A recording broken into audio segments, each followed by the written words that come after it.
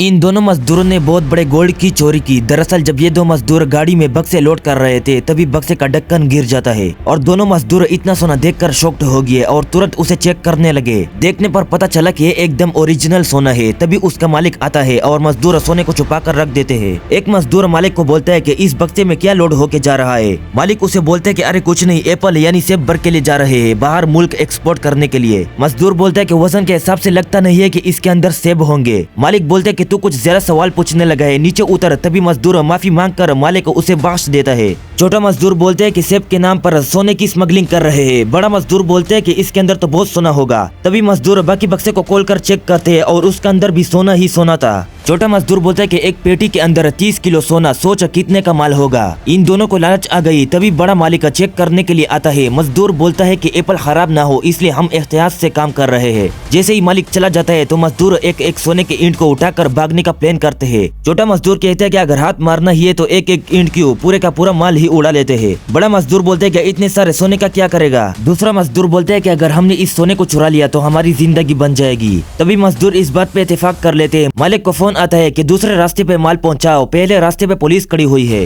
तभी दोनों मजदूर ट्रैक्टर को स्टार्ट करके सोने को चुरा लेते हैं। मालिक को पता चलता है कि इनका सोना मजदूरों ने चोरी किया। बड़ा मालिक बोलता है कि इस रास्ते पे पुलिस खड़ी हुई है और खुद मौत के मुंह में जा रहे हैं, हम यही सोना लेके दूसरे रास्ते से निकल लेते हैं। तभी बड़ा मजदूर पुलिस को देखकर भाग जाता है। पुलिस कहते हैं कि इस बक्से में क्या लोड हो रहा है। मजदूर बोलते हैं कि साहब जी ये गाड़ी में आपके पास ही लेके आ रहा था, आ जाए जरा मैं आपको दिखा देता हूँ। मजदूर बोलता है कि मेरा मालिक सोने की स्मगलिंग करता है, जैसे ही मुझे पता चला तो मैं ये आपके पास लेके आया। मैंने सोचा कि इस पे सरकार का हक है इसलिए। पुलिस बोलते है कि शाबाश, आपने सरकार की मदद की, सरकार आपको इसमें से 10% इनाम देगा। तभी मजदूर खुश होकर बोलता है कि चोरी भी नहीं हुई और 10% इनाम भी मिल गया।